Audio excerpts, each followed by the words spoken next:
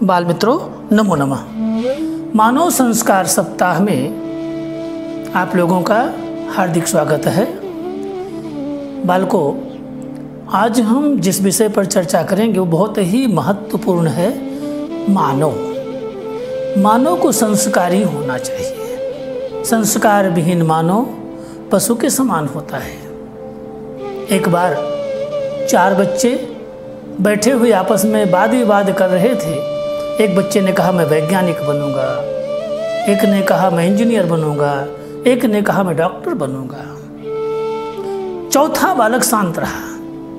उसने बहुत विचारने के बाद कहा मैं मानस बनूंगा, व्यक्ति बनूंगा, मानव बनूंगा।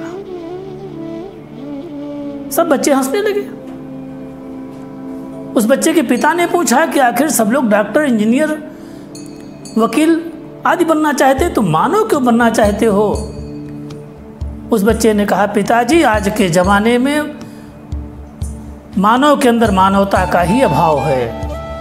अगर मानव को देखा जाए तो आज मानव सब प्रकार से पशुओं से भी बदतर हो गया है। पशुओं का एक सहज स्वाभाविक गुण है स्वार्थ के लिए झगड़ा करना। आज का व्यक्ति, आज का मनुष्य पिता पुत्र से झगड़ता है, भाई बहन से झगड़ता है, सासू बहू से झगड़ती है। क्यों? उसका एक ही कारण है, अपना स्वार्थ। सब लोग अपना स्वार्थ ही देखते हैं और यह गुण मनुष्यों के अंदर जब आ जाता है तो उस मनुष्य को पशु से भी नीचे उतार देता है। पिताजी ने पूछा कि फिर कौन कौन से ऐसे गुण हैं जो मनुष्यों में आने चाहिए? तो उस बालक ने बड़ी सहजता से कहा पिताजी, पहले तो हम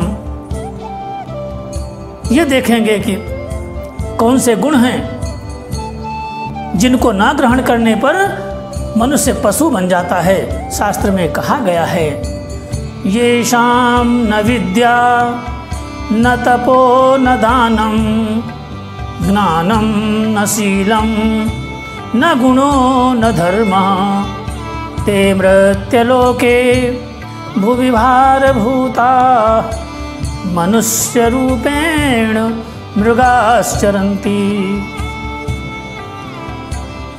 इसका मतलब यह है कि जिस व्यक्ति का पास विद्या नहीं है, विद्या का मतलब शिक्षण से नहीं होता है। विद्या का मतलब है कि वो विनयी हो, विवेकी हो।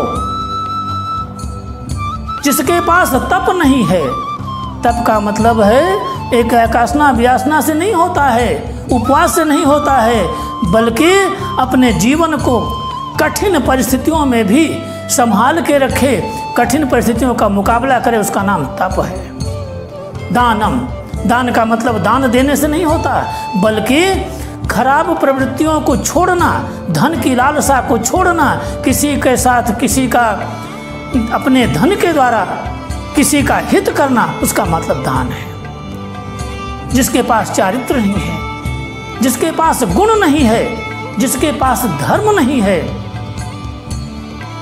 ऐसे व्यक्ति इस संसार में मनुष्य के रूप में होते हुए भी पृथ्वी पर भार स्वरूप हैं और पशु के समान हैं। बाल मित्रों, इस श्लोक के माध्यम से हम यही जानना चाहते हैं कि व्यक्ति के अंदर अगर शिक्षा अधिक नहीं हो तो चलेगा, लेकिन फीलिंग्स जरूर होनी चाहिए। जैसे जिस व्यक्ति के अंदर अपने आबरू की फीलिंग्स होती है, अपनी इज्जत की फीलिंग्स होती है, उसके मन में हमेशा एक भाव तैयार रहता है कि मैं किस कुटुंब से, किस परिवार से जन्मा हूँ। अगर मैं कोई भी जरा भी गलत काम करूँगा तो मेरे परिवार की इज्जत खतरे में पड़ेगी, लोग हमें क्या कहेंगे। जिसको इस बात की फीलिंग्स होती है, अनुभव हमेशा रहता है, वह व्यक्ति सच्चा मानव है। दूसरा, जिस व्यक्ति को दूसरे के सुख से सुखी होने की फीलिंग्स होती है। अपने सुख से सब सुखी होते हैं, लेकिन दूसरे के सुख में सुखी होने की फीलिंग्स जिसके पास होती है वह व्यक्ति सच्चा मानव है। तीसरा, जो व्यक्ति दूसरे के दुख को देख करके दुखी होता है वो सच्चा मानस है, सच्चा व्यक्ति है। कारण कि अपने दुख से सब लोग दुखी होते हैं। आगे, जो व्यक्ति परमात्मा के उपकारों को भूल जाता है, हमेशा याद रखो कि परमात्मा का उपकार हमारे ऊपर इतना है कि अच्छा कुटुंब मिला, अच्छा परिवार मिला, अच्छा शरीर मिला, अच्छा स्वास्थ्य मिला, तो ये सब हमें परमात्मा ने ही दिया है। इसकी हमें हमेशा फीलिंग्स होनी चाहिए। हमें अपने कर्तव्यों के प्रति जागरूक होना चाहिए कि हमारा कर्तव्य क्या है, हमें क्या करना चाहिए, क्या नहीं करना चाहिए, कहाँ जाना चाहिए, कहाँ नहीं जाना चाहिए, क्या खाना चाहिए, क्या नहीं खाना चाहिए। ये सब हमारे कर्तव्य हैं। अगर ये कर्तव्य हमारे पास नहीं है, हम इसे चूक गए, कर्तव्य की फीलिंग्स ना रही, तो हम फिर मनुष्य कहलाने के काबिल नहीं है। और सबसे मुख्य बात मित्रों ये है कि हमें अपनी भूल को स्वीकार करना। अपनी भूल को स्वीकार करने का मतलब यह है अहंकार शून्य बनना। अपनी भूल को स्वीकार वही व्यक्ति कर सकता है जो व्यक्ति अहंकार शून्य होता है, जिसके मन में अहंकार नहीं होता। अगर ये सभी फीलिंग्स किसी व्यक्ति के अंदर हैं तो वह व्यक्ति सच्चा मनुष्य है, सच्चा मानव है। अगर ये सभी फीलिंग्स किसी व्यक्ति के अंदर नहीं हैं तो वह व्यक्ति मनुष्य होते हुए भी इस पृथ्वी पर पशु के समान ही है। एक उदाहरण के द्वारा हम इस बात को अच्छी तरह समझेंगे। एक राजा था, वो वेश बदल करके अपनी एक पुरानी घोड़ा गाड़ी को लेकर के और निकल पड़ा। मजदूर का वेश था। रेलवे स्टेशन पे पहुंच गया। गाड़ी आती है, एक भाई उतरता है। इनको मजदूर समझ के राजा साहब को बुलाया, बोला भाई मेरा सामान मेरे घर तक पहुंचा दो।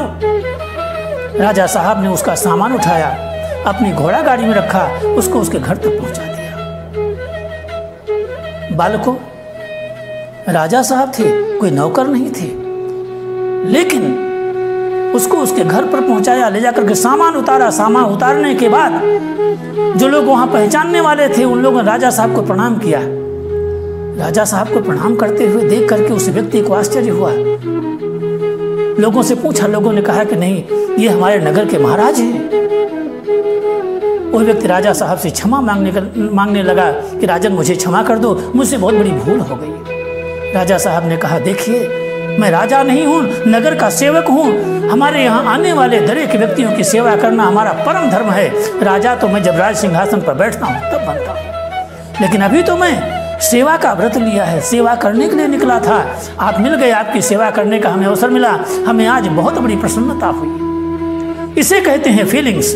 राजा साहब को इस बात का अनुभव हुआ कि इस व्यक्ति को स्टेशन से इनके घर तक आने के लिए जो सामान लेकर के आना पड़ता है, उससे व्यक्ति कितना दुखी होता है। अगर मैं हूँ तो मैं इसके घर तक इसको पहुँचा देता हूँ तो इसको कितना सुख मिलेगा। यानी कि दूसरे के दुख को देख करके जो दुखी होता है और उस दुख को सुख में परिवर्तित करना जो चाहता है, वही तो सच्चा व्यक्ति है। बाल मित्रों, हम सच्चा व्यक्ति उसी को कहते हैं जिसके पास फीलिंग्स होती है।